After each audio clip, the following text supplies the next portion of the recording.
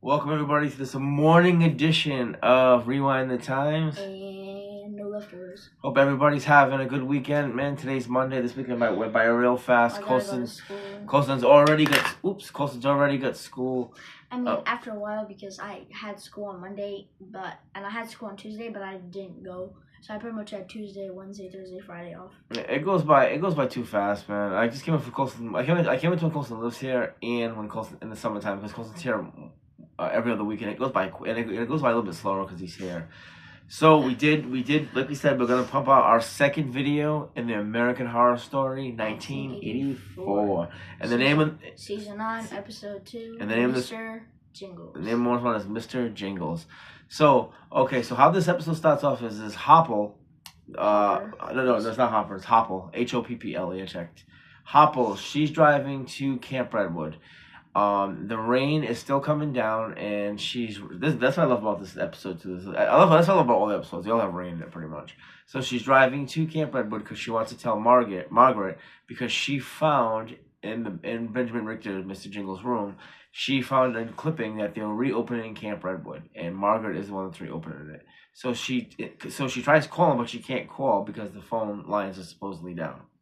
So anyway, she drives up to Camp Redwood to tell Margaret that, listen, Benjamin's coming after you, and she's like, so you must stop the reopening of this camp. And she goes, no, I won't do it at all. And she pulls out a gun, and she's like, this is how I'm going to handle it, pretty much. And it's a really quick scene. She's like, okay then, and she gets in her car and she drives away. And as she's driving away, she gets a flat tire, and just her luck, a tow truck pulls up. But who is it really close to? It's Mr. Jingles. It's Mr. Jingles. And she rolls the windows down a little bit, and she goes, oh, it must be lucky that you're here. And he goes, well, you're lucky because you've been following me. And she looks up and she goes, and he smashes the window, pulls her out, stabs her in the neck, and cuts her ear off. That's how much it's a real quick kill. It's nice. But that's how this episode starts off. And then just goes to the theme. Then it goes into the theme, which we absolutely love. It's one of our favorite all of themes in this show. So the show comes back on, and the boys are all getting ready to go take a shower. But first, they're showing Brooke. Brooke is sitting on the edge of the water, of where where the kids would jump into the lake. And she sees a body float by, and the body that floats by is Mrs. Hopple's body, the one that Benjamin just killed. So she screams and she gets up, and then, how did he get all the way over there in that much time? Probably threw her or something. We probably threw a body in the lake, and then the body just floated over there. It can float pretty good if there's a current. So anyways, she stands up and she looks, and it's a Night Stalker, and real quick she runs and she shoots by him. And she gets by him, and as she runs past him, she's screaming, and everybody is in everybody's in, like, I don't know what room it is, but it's just the room where all the guys where they all hang out. So she screams, and she runs in there, and she's like, I seen the body. It's Mr. Jingles, or it's the Night Stalker. She yells one of the two. She goes, there's a dead body in the water. They don't know. They don't believe her. So anyways, Margaret comes in, and Margaret's like, what's going on? What's this chaos? And she's telling Margaret what happened. And Margaret goes, you need to calm down. You need to get yourself together. Okay, guys, you guys need to take a shower. Boys take a shower at night, and the girls take a shower in the morning, right? Is that what it is? They said that in the first episode. Yep. when they came to the camp. And then, like, the boys scream because... Well, hold up. Well, so the boys are on their way. They walk towards the towel. They walk towards the showers. And as they're walking towards the shower, Xavier goes, what does Xavier say? He goes, oh, I gotta go back and get my beach towel. So when he goes back to get his beach towel, he goes, oh, save me some water. And Chet goes, save you some water, because the water is all on. Back in the day, that was also a saying in the 80s. Hey man, save me some water. That was just a saying back in the day. So anyways, Blake's walking back to the main room to get a towel, and out of nowhere, someone tackles him and pulls him in the car, and to find out it's actually his cousin. So that guy is his cousin, and what's his name? Blake. And he goes, "What the hell, Blake?" And he goes, "Only my friends call me that." He goes, "Okay, Daddy." The way he says it, it's so weird. And anyway, so Blake's trying to convince him to make another gay porno. He's like, "No, I don't want to do it." He goes, "Like, I want a real career. I don't want to do this. I want to do." Oh, I'm sorry, guys. Hold on one second. He's like, "I don't want to do that. I want to make a real career out of myself. I don't want to do something like that." He goes, like, "Well, you're gonna do it. I'm gonna make you do it, or I'm gonna show your friends and I'm gonna show your mom the movie you made."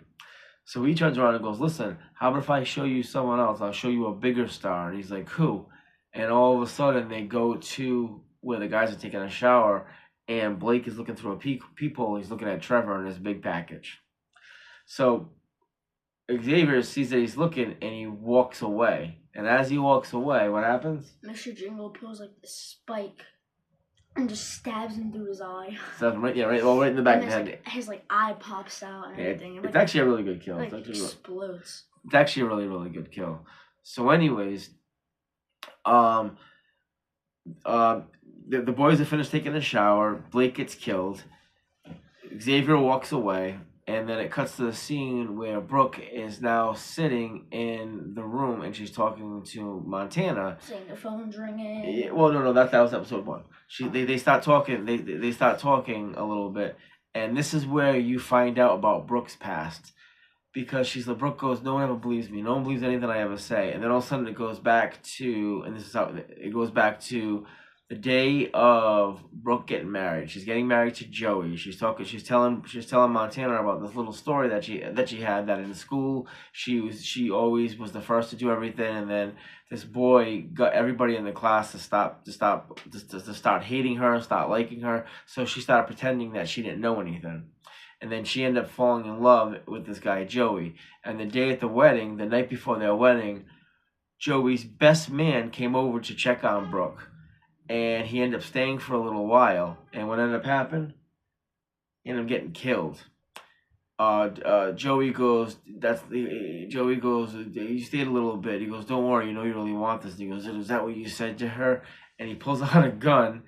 And he goes, "You don't deserve a white wedding." And he shoots Joey, he shoots Brooke's dad, and then he ends up shooting himself. And there's blood all over her dress. And as he's telling the story to Montana, Montana does this really weird thing. She like leans in and tries to kiss Brooke. It's just weird. So then after that, after Montana leans in to kiss Brooke, you hear the boys screaming. You hear Ray screaming. And why are they screaming? Because they found Blake's dead body. They found Blake's dead body, and they don't know who it is. Xavier's pretending they don't know who it is. They don't know who it is at all, and then they hear jingling. So as a group, they decide, let's get the hell out of here. Just split into groups. Yeah, they're like, oh, we gotta. Wait, no, they don't split into groups first. They run to the car. Yeah, they run to Xavier's van. Yeah, Yep. So they run to the van. They're like, let's get out of here. So they run to the van, and as they're driving, the nurse, what's her name? Do you remember nurse? We flew her name yesterday. Rita. Hey, awesome job, Nurse Rita. Good job, buddy. That's my son. Good job, man. Nurse Rita. Always coming through with the names, man. Nurse Rita kind of like walks in front of the car, and they swerve and they hit Mrs. Hopple's car. So now all of a sudden, they hit Miss Margaret's car. Yeah. Oh, they hit Margaret's car. They swerved. They hit Margaret's car. Because Chet was screaming because he saw the car smoking. And while Xavier was trying to like start it up, even though there was smoke, he's like, "Oh, you're cooked." He's like, "Oh, you're done because you just hit me." Well, and he also goes, "Look at that buff." He goes, "I don't think we can buff that out." I remember that little joke because the car's like all damaged. So anyway, so the four of them are standing there, and they're like, "Okay, we gotta get out of here. Like we gotta go." And Nurse Rita's like, "Listen, I have my car, but it can only hold 2 people." And then Trevor goes, "Well, I have a Ninja," and then Montana goes, "What's that?" And he goes, "It's a really kick-ass bike." Like Montana and Trevor always have this little sexual tension go between them. So what they decide to do is they decide to go to. Yeah, so they pretty much split in the groups. It was Brooke, Rita, and Chet, I think.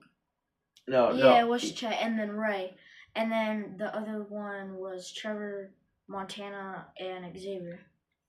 Yeah, they split up. They split up and they decided to go to groups to go get the keys. But so while they're doing that, it now turns to Margaret, and the Night Stalker's there. Because as the Night Stalker was walking towards Margaret, he kills Jonas. He disembowels him. He stabs him in the stomach and kills him. And all of a sudden, he's still walking. The thing was, he didn't do it once. Well, hold up. So he stabs him and he disembowels him. And as he keeps walking, Jonas appears again. And how does he kill him again? He like chokes him and just slices. He slices his neck. And every time Jonas kept seeing the Night Stalker, he's like, "You're not supposed to be Yeah, he goes, "You're not supposed to be here. You're not supposed to be here." So the second time he kills him, he looks down and he looks at his identification tag, and he notices something really weird about it. So he picks it up and grabs it and puts it in his back pocket, and he walks to where Margaret is. And as he walks in, as Margaret walks in, he sees him sit in the chair with a match in his hand. Yeah, he's playing. Yeah, awesome job. He's playing. Yep, that's right. He has a match in his hand, and Margaret goes, "Who are you?" And he goes, I'm here to do the work." And she goes, "Work for God?" And he goes, "No, work for Satan." And they're talking, and all of a sudden, this is where it goes into Richard Ramirez's background, and it's actually it's really true. It's his real true background. What it is he grew up suffering from what is it called? He would have seizures. He got hit in the head one day, and he was suffering from seizures. And ever since then, he was playing ball when he was like a very young boy. He's like, I don't know who it was. It was cousin Mike. He was playing with his cousin Mike. Cousin Mike was it wasn't cousin Mike. No, it was Cousin Mike joined in when he had the seizure because he's the one that put the crackers in the mouth. It wasn't crackers; it was a piece of wood in his mouth, so he wouldn't bite his tongue. But someone was like throw the ball like under the swing, and he got like hit in the head. Yeah, and ever since that he's been having a good job. Ever since that he's been having seizures. So Mike told him how to be free. You can free. He showed him pictures of all the girls he killed. Yeah, because he was in the Vietnam War, and he showed him pictures of all these people that he killed, and his wife didn't like it. So what did he do to his wife? He just shoots his wife. It's just really weird. Like Richard Ramirez, and this happened in his real life.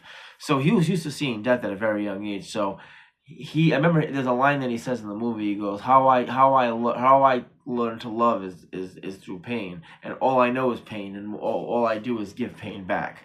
So he doesn't even know how to love. He just how he loves and teaches is through pain. Everything he likes is just from pain. Yeah. So Margaret goes, "Well, I need help because he's like there's another person here and he's not supposed to be here, and you need to help me clear this camp of all the good riddance." And it's actually the person she's talking about is Mr. Jingles.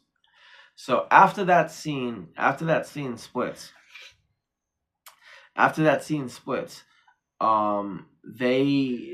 It shows the two groups split up, and they go looking for the keys. And as they're looking for the keys, Xavier, who's with Xavier again? Do you remember? Trevor and Montana. Yep. Okay. Xavier, they're in a cabin, and all of a sudden, someone starts banging from the front of the cabin, and then all of a sudden, before that happened, Xavier was like crying, and Montana and Trevor, it's happening at the same time. It's actually at the same time because he's also telling them that he actually knew who Blake was. Yeah. Someone just started banging. Well, that's all happening at the same time because as someone's banging in the front and in the back, Xavier starts crying, and he's like, "This is all my fault." And Montana goes, "What? No, it's not." And he goes, "No, it is. This is all my fault. If I didn't bring him here, And he's like, "What are you guys talking about?" He goes, "I knew him. I knew that guy. His name was Blake.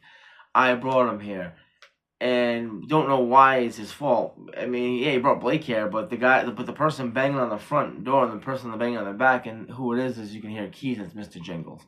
Mr. Jingles is, we think so. We'll talk about that in the next episode. So we hear banging, banging, banging, banging, and Xavier's crying, and all of a sudden the credits go, and that's it. That's the whole episode. It's a pretty quick episode. Oh no! It shows they're like them when someone's banging on the door, and then it goes back to Brooke, Rita, and Chet and Ray, and like someone's banging on that door too. Yeah, someone's banging on. Yes, yeah, that's right. But we'll talk about because I don't even have to watch the next episode because I know who's banging on. Yeah. We don't want to talk about it yet. So they as they split up, they're in one cabinet and then the other group's in another cabinet. And someone's banging on their cabinet, and then there's someone else banging on the other cabinet. And as they're talking, Xavier's crying, and then the credits cut up. It's a really good episode. It goes by kind of fast.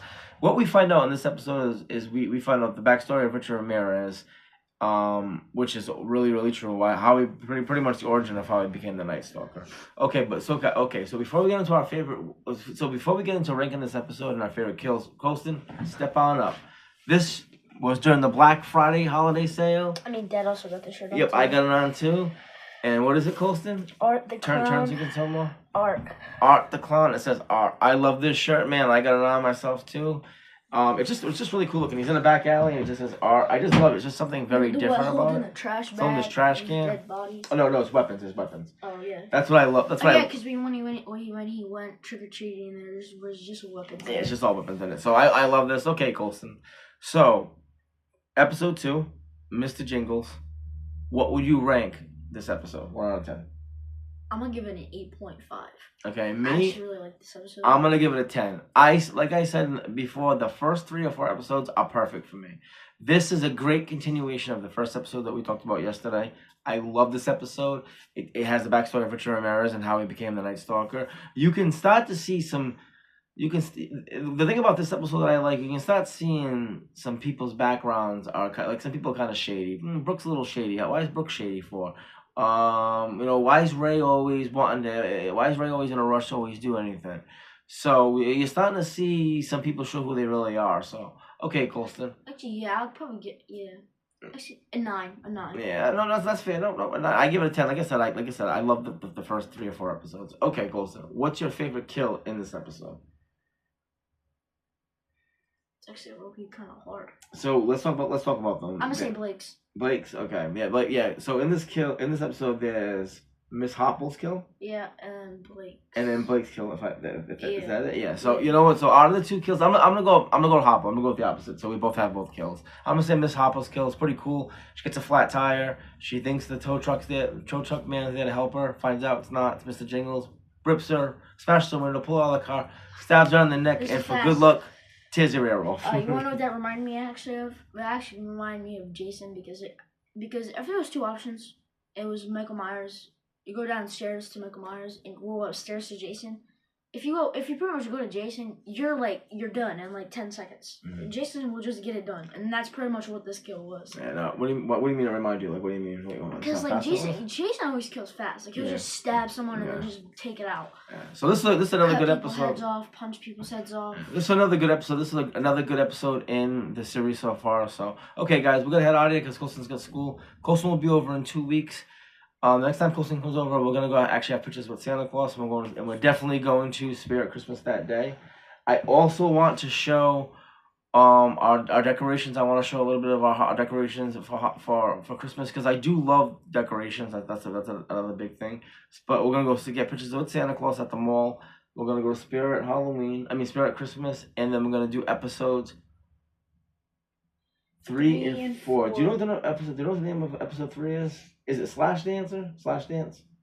I don't remember. I think episode 3 is called Slash Dance, so we'll see. We're gonna find out. We're gonna find out matter what. So how me and Colston are doing this is because there's only 9 episodes. We'll go through this pretty quick. We're gonna watch 2 episodes at a time and then give 2 reviews back-to-back reviews, and then at the end we're gonna review the whole series and talk about it as a whole. So okay, man, we're gonna head out of here, guys. We appreciate the uptake and comment down below your favorite American Horror Story season. Oh yeah, definitely. Yes, please. I'd love to hear that. And remember, guys, we also are. This is something we're gonna do no matter what. We were supposed to do it this weekend, but we are going to live stream. We are going to live stream the movie Thanksgiving. We are 100% going to maybe probably next time comes over, we'll probably do it on that Saturday. We are 100% gonna do it. We will leave a time. Because we live on the East Coast. We'll probably do it like around 5 or 6 o'clock on a Saturday because the movie's only like an hour and a half. So if we do it on a 5 o'clock or a 6 o'clock on a Saturday, that gives everybody enough time to get home. So stop doing that 6 hours. All right, man. Stop doing that. All right, listen, guys. Everybody, listen. Have a blessed rest of the week. Remember, God first and family, and make sure you like and subscribe. We'll see you in the next one. Take care, guys. Deuces. Peace, guys.